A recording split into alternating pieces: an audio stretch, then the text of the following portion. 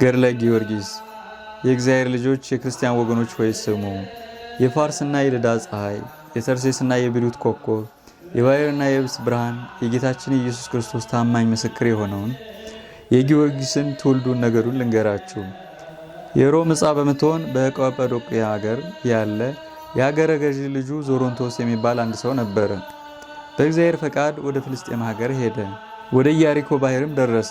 በመርከብም ተሳፍሮ ኢዮጴ ደረሰ። ኢዮጴ የፍልስጤም አውራጃ ናትና ፍልስጤም መልካም ሀገር ናት። ምድሯም ለምለም ናት፣ ዛፎቿም ረዣዥሞች ናቸው። ዘይቷም ከሀገሩ ሁሉ ጣፋጭ ነው። ዞሮንቶስ ይህችን ሀገር ባያት ጊዜ እጅግ ደስ አሰኘችው፣ በልቡም ወደዳት። በዚች በፍልስጤም አውራጃም ልዳ የምትባል ሀገር አለች። የብፁዕ የቅዱስ ጊዮርጊስ አባት ያ ሰው በዚች ሀገር ውስጥ ተቀመጠ። ስሙ በሮም ቋንቋ ዞሮንቶስ ይባላል፣ በቅብጥ ቋንቋ አንስጣሴዎስ ማለት ነው። ከተወለደባት ሀገሩ ይልቅ ያችን ሀገር ወደዳት። ያቺ ቅድስት ሀገር ቅዱስ ጴጥሮስ በውስጧ ተመላልሶ በማስተማሩ የተቀደሰች፣ ከታመመ 8 ዓመት በሆነው በሽተኛና በሌሎችም ቅዱሳን ላይ በጴጥሮስ እጅ ታምራት የተደረገባት ናትና የሐዋርያትን ሥራ በሚናገር መጽሐፍ ከዚህ በኋላ ጴጥሮስ በልዳ ከሚኖሩ ቅዱሳን ዘንድ ይወጣ ይገባ ነበር። በዚህም ከታመመ 8 ዓመት የሆነው ኤንያ የተባለ ሰው አገኘ። ጴጥሮስም ኤንያን ጌታችን ኢየሱስ ክርስቶስ ይቅር ብሎሃል፣ ተነሳና አልጋህን ተሸክመ ሄድ አለው። ያን ጊዜም ተነስቶ አልጋውን ተሸክሞ ሄደ። በልዳና በሲዶና የነበሩ እርሱን አይተው ወደ እግዚአብሔር ተመለሱ የሚል እንደተጻፈ። ስለዚህ ዞሮንቶስ በልዳ ሀገር ሊኖር ወደደ፣ የእግዚአብሔር ፈቃድ በዚች ሀገር እንዲኖር አድርገዋለችና። ወደ መንግሥተ ሰማያት ለሚሄዱ የምልክት ኮከብ፣ የክብር ኮከብ፣ የደስታ ኮከብ፣ በክርስቶስ ስም የተጋደሉ የሕግ ከዋክብት ወደ መንግሥተ ሰማያት እስኪገቡ መሪ የሆናቸው ብፁዕ ጊዮርጊስ በዚያ ይወለድ ዘንድ ስሙ ዞሮንቶስ የተባለው አንስጣሴዎስ ከክቡራን መኳንንት ከታላላቆቹ መሳፍንት አንዱ ሆነ። ሸም በተባለች ቦታ ተሾመ። ሮምላ በተባለች ሀገርም ኖረ፣ በዚያም ተቀመጠ። በዚያ ወራት ጋላስና ጋሪስ ነግሰው አንዱ በሮም አንዱ በአንጾኪያ ይኖሩ ነበር። የቅዱስ ጊዮርጊስ አባት አንስጣሴዎስም በወርቅ በብር ባለጸጋ ሆነ። ንጉሥ ጋላስም ብዙ ዘመን በቂሳሪያ ሀገር ላይ መስፍን አድርጎት ነበር። የፍልስጤም ዕፃ ከምትሆን ዲያስ ከተባለች ሀገር በጽር ቋንቋ አቅሌስያ የምትባል ሚስት አገባ። በቅብጥ ቋንቋ ቴዎብስታ፣ በግዕዝ ቤተ ክርስቲያን ማለት ነው። ይህች ሴትም የተቀደሰች፣ የተመሰገነች፣ የተባረከች፣ የተመረጠች በብርሃኑ ዓለምን ሁሉ ያበራውን የሰማዕትነት ኮከብ ይሸከም ዘንድ እግዚአብሔር ማኅፀኗን የባረከላት ሴት ነበረች። ከዚህ በኋላ ዞሮንቶስ እርሷን አገባ። 2 ሴቶች ልጆችና ስሙ ጊዮርጊስ የተባለ አንድ ወንድ ልጅ ወለደችለት። ያም ልጅ ደም ግባቱ ያማረ፣ ቁመቱ የደጋ ዛፍ የመሰለ፣ መልኩም እንደ መልአከ እግዚአብሔር ያማረ ነበር። የእህቶቹ ስምም የአንዲቱ ማርታ፣ የሁለተኛይቱ እስያ ነበር። ቴዎስቲያ እጅግ ባለጸጋ ነበረች። ወንዶችና ሴቶች አገልጋዮች ነበሯት። ቅዱስ አንስጣሴዎስና ቴዎስቲያ እግዚአብሔርን የሚወዱ ክርስቲያኖች ነበሩ። ለድሆችና ለጦም አዳሪዎች ገንዘባቸውን ይመጸውቱ ነበር። እርሱ በወደደው መንገድም ይመራቸው ዘንድ በመዓልትም በሌሊትም ወደ እግዚአብሔር ይጸልዩ ነበር። የሮም ነገሥታት ጋላስና ጋሪስ ጣዖት ያመልኩ ነበር፣ እግዚአብሔርንም አያውቁትም ነበር። በቤተ ክርስቲያንም ላይ ብዙ ስደት ያነሱ ነበር። ከጥቂት ቀን በኋላ ንጉሥ ዱድያኖስ የሮምን ነገሥታት ተዋጋቸው፣ ድልም አደረጋቸው። ከዚህም በቀር በቀሩት ኃያላን ነገሥታትና በሀገራቸው ላይ ሁሉ አሸናፊ ሆነ። ከዚህም በኋላ የቅዱስ ጊዮርጊስ አባት አረፈ። ቅዱስ ጊዮርጊስንም የ10 ዓመት ልጅ ሳለ 2 ሴቶች ልጆችንም ትቶ ሞተ። ብዙ ገንዘብም ወርቅና ብር፣ ወንዶችና ሴቶች አገልጋዮች፣ እጅግም ብዙ ሀብት ትቶላቸው ነበር። ዳግመኛም ፈረሶችን፣ በቅሎችን፣ ብዙ ከብቶችን፣ ስፍር ቁጥር የሌላቸውን በጎችን ትቶላቸው ነበር። በፍልስጤም ሀገር ሁሉ የሚተካከላቸው አልነበርም። የሀገራቸው ሰዎችም ለእነርሱ ስለሚያደርጉላቸው በጎ ሥራ ይወዷቸው ነበር። ከዚህ በኋላ በቅዱስ ጊዮርጊስ አባት ፋንታ በፍልስጤም አውራጃ ሌላ አገረ ገዢ ሾመላቸው። እርሱም ፈጣሪውን እጅግ የሚወድ ነበር። የዚህ ጻድቅ ክብሩ የወገኖቹም ክብር የታወቀ ነበር። ዕድሜዋ 5 ዓመት ከሆናት ከአንዲት ሴት ልጅ በቀር ወንድ ልጅ የለውም ነበር። ለክብሩ እንደሚገባው በታላቅ ማዕረግ ወደ አገሩ በገባ ጊዜ ሕፃኑን ቅዱስ ጊዮርጊስን የ10 ዓመት ልጅ ሳለ ልኮ አስመጣው። ብዙ ሰዓት አቅፎ ይስመው ጀመር። ልጁ ግን አባቱ ስለሞተ ያለቀስ ነበር። ከዚህ በኋላ ከእርሱ ጋር ላሉት ሰራዊት አለቃ ይሆን ዘንድ የወታደርነት ማዕረግ ሰጥቶ ልጁ ሊያደርገው እንድትሰጠው እናቱን ለመናት። እናቱም ልጅ ይሁንህ ብላ ሰጠችው።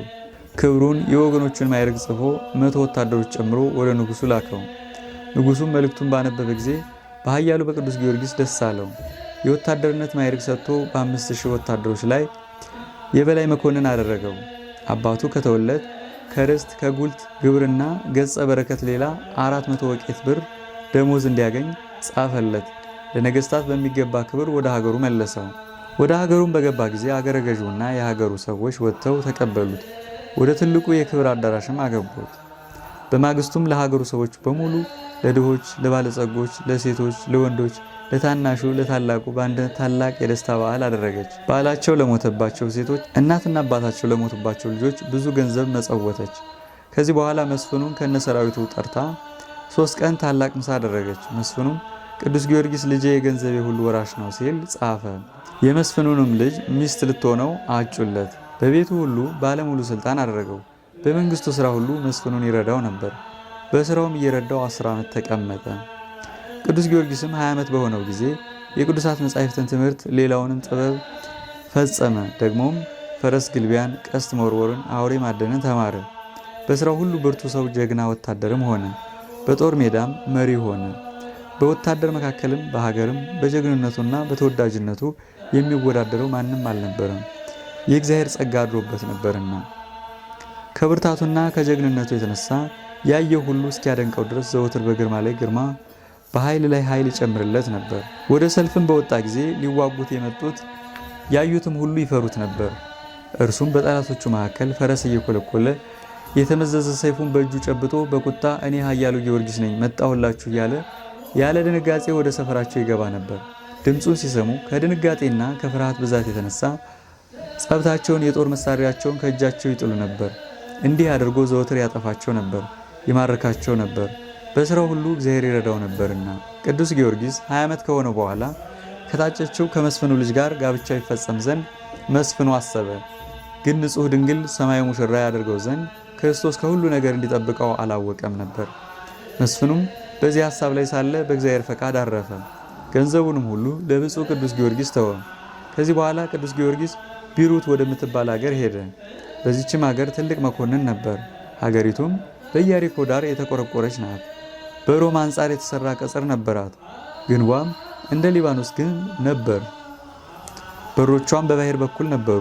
ቅጽሯ ብርቱ ነበርና በየብስም ሆነ በመርከብ ለመጣ ጠላት አይደፈርም ነበር። የቢሩት ሀገር ሰዎች ግን አረመኔዎች ነበሩ። የፈጠራቸው እግዚአብሔርን አያውቁትም ነበር። ስሙ ደራጎን የሚባል መንፈሰ ሰይጣን ያደረበት አንድ ዘንዶ ያመልኩ ነበር። ያም ዘንዶ እንደ አሞራ ክንፍ፣ እንደ ውሻ ያለ ጆሮ፣ ደግሞ እንደ ፍየል ያለ ጢም፣ እንደ አንበሳ ያለ እግርና ጥፍር፣ እንደ ዘንዶ ያለ ጅራት፣ እንደ አዞ ያለ ጥርስ ነበረው። አንገቱም የሰገኑ አይነት ነበረ። ያም ዘንዶ ወደ ባህር በወረደ ጊዜ አንበሪም ቢሆን አሳም ቢሆን በባህር ውስጥ የሚንቀሳቀስ ማንኛውም ነገር ቢሆን አስቀድሞ የሚበላውን ይመለከታል። ባያቸው ጊዜ ይተነፍስባቸዋል። መርዙ በትንፋሹ ውስጥ ነውና በነካቸው ጊዜ ይሞቱ ነበር። ከዚህም በኋላ ይበላቸው ነበር። ከባህር በወጣ ጊዜ ለዓይን እስኪርቅ ድረስ ወደ አየር ይወጣ ነበር። ንስርም ቢሆን ሌሎችንም አዕዋፍም ቢሆን ባየ ጊዜ አስቀድመን እንደተናገርን እስትንፋሱን ይተነፍስባቸዋል። ዳግመኛም ወደ ምድር ወርዶ አናብስትን፣ አራዊትን፣ እንስሳትን ሲያይ የሚያመልጠው የለም ነበር። ሰውም ቢሆን አንድ ከሆነ አይተወውም ነበር። ብዙ ሰዎች ሲሆኑ ግን አይቻለውም ነበር፣ እንዳይገሉት ይፈራ ነበርና። የያዘውን ግን በላዩ ላይ ተቀምጦ ይበላው ነበር። በዓይኑ ካየ በኋላ ከጉድጓድ ወይም ከዋሻ ቢገቡ ወደ ተራራው ወደ ኮረብታም ቢወጡ የሚያመልጠው የለም። የዚያ ዘንዶ ፍጥረቱ እንደዚህ ነበር። የቢሩት ሰዎችም ደራጎን ለተባለው ለዚያ ዘንዶ እያንዳንዱ ዘወትር እየተፈራረቁ ሴቶች ልጆቻቸውን ይሰጡት ነበር። እንዲህ እየሰጡት ብዙ ቀን ኖሩ። ከብዙ ዘመንም በኋላ የሀገሪቱ ሴቶች ልጆች ባለቁ ጊዜ የሀገሪቱ ሰዎች ገዣቸውን ጌታችን ሆይ እኛስ ለአምላካችን ለደራጎን ምግብ አድርገን እየሰጠን ልጆቻችን አለቁ። አሁንም እኛስ እርሱ ወደማያገኘን ሀገር እንሄዳለን አሉት። አገረ ገዥውም እኔን ልትተውኝ ነውን? አገሬንም ምድረ በዳ ልታደርጓት ነውን? እንዲህ ሳታደርጉ አላቸው። እነርሱም አገረ ገዥውን ሴቶች ልጆቻችን አልቀዋል፣ እንግዲህ ለደራጎን ምን እንሰጣለን? ሚስቶቻችንን እንዳንሰጥ አለነሱ መኖር አንችልም አሉት። አገረ ገዥውም አትፍሩ፣ አትሰደዱ፣ በፈቃዴ ልጄን እሰጣለሁ አላቸው። ሰዎቹም አገረ ገዥውን መልካም ብለሃል አሉት። ጊዜውም ሲደርስ የአገረ ገዥውን ልጅ ለዚያ ዘንዶ ሰጧት። ከሀገርም አውጥተው እንደተለመደው ምግብ ልትሆነው ጫካ ውስጥ አኖሯት። ዘንዶውን ግን አላገኙትም። ከአራዊት ወገን የሚበላውን ለማደን ወደ ዱሩ ሄዶ ነበርና። የአገረ ገዥውን ልጅም ትተዋት ወደ ቤታቸው ሄዱ። የቤሩት ሰዎች ልማዳቸው እንዲህ ነበር፣ አስቀምጠው ትተውለት ይሄዱ ነበርና። የተመሰገነው ቅዱስ ጊዮርጊስ ወደ ቤሩት ሀገር በደረሰ ጊዜ በጫካዎች ሁሉ ሲዘዋወር የአገረ ገዥውን ልጅ ብቻዋን ተቀምጣ አገኛት። ከዚህ ምን ትጠብቂያለሽ አላት። ያቺ ልጅም ቅዱስ ጊዮርጊስን ጌታዬ ሆይ ለአምላካችን ለድራጎን እንዲበላኝ ሰጥተውኛል አለችው። የአምላክሽ የድራጎን ግብሩ ምንድን ነው አላት። የሆነውን ሁሉ ነገረችው። ኃያሉ ቅዱስ ጊዮርጊስም አሁን የት አለ አላት። የሚበላውን አውሬ ሊፈልግ ሄዷል፣ እንግዲህ ሊበላኝ ይመጣል፣ አንተም እንዳይበላ ከዚህ ሂድ አለችው። ኃያሉ ቅዱስ ጊዮርጊስም ሰይጣን ያደረበት ይህን ከይሲ አልፈራውም አላት። እኔ ስመለከትህ ጽሕም ያላወጣ ሕፃን ነህ። ከአምላካችን ከድራጎን አፍ ልጆቻቸውን ማዳን ከተሳናቸው ከቤሩት ሰዎች አንተ ትበልጣለህን አለችው። ኃያሉ ቅዱስ ጊዮርጊስም ከአማልክት ሁሉ የሚበልጠው ሰማይን ምድርን የፈጠረው አምላክ ያለ ከዚህ ከተረገመ አውሬ እርሱ ያድነኛል አላት። ከልጅቱ ጋር ይህን ሲነጋገሩ ያ ዘንዶ በእግሩ እየሰገረ መጣ።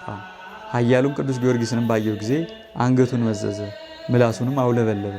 በእርሱ ላይ ሊወረወር ትንፋሹንም ሊተነፈሰበት ወደደ።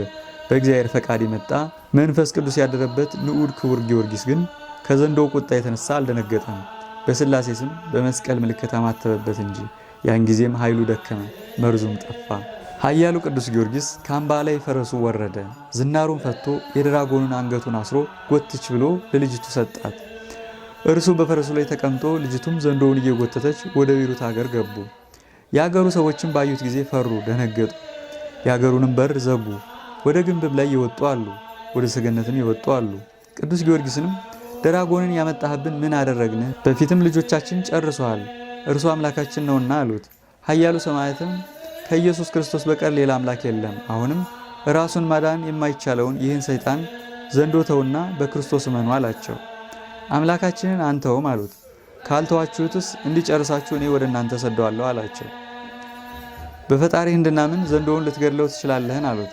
አዎን በጌታዬ በኢየሱስ ክርስቶስ ኃይል እችላለሁ አላቸው። ይህንን ብለው ከሀገሪቱ ውጭ አንድ ምዕራፍ ያህል ሄዱ። የሚያደርገውንም ያዩ ዘንድ ሕዝቡ ተከተሉት። ቅዱስ ጊዮርጊስም ከፈረሱ ወርዶ ዝናሩንም ከዘንዶ አንገት ፈቶ ታጠቀና እንደገና ከፈረሱ ላይ ተቀምጦ ዘንዶውን በጦር ወጋው። ዘንዶውም ሞተ። የቤሩት ሰዎችም ሁሉ ኢየሱስ ክርስቶስ በባሪያው በኃያሉ በቅዱስ ጊዮርጊስ እጅ ያደረገውን ተአምራት ባዩ ጊዜ አመኑ። ያን ጊዜም አንድ ካህን አምጥቶ በአብ በወልድ በመንፈስ ቅዱስም አጠመቃቸው፣ ሃይማኖትም አስተማራቸው። ኃያሉ ቅዱስ ጊዮርጊስ ግን ወደ አገሩ ገባ። እነርሱም በስሙ 2 ቤተ ክርስቲያን፣ አንዱን በቤሩት ከተማ መካከል፣ አንዱንም ድራጎንን በገደለበት ቦታ ላይ ሰሩለት። እስከ ዛሬም አለ። የኃያሉ የቅዱስ ጊዮርጊስ ልመናው በረከቱ ከመላው ሕዝበ ክርስቲያን ጋር ለዘላለም ይኑር አሜን።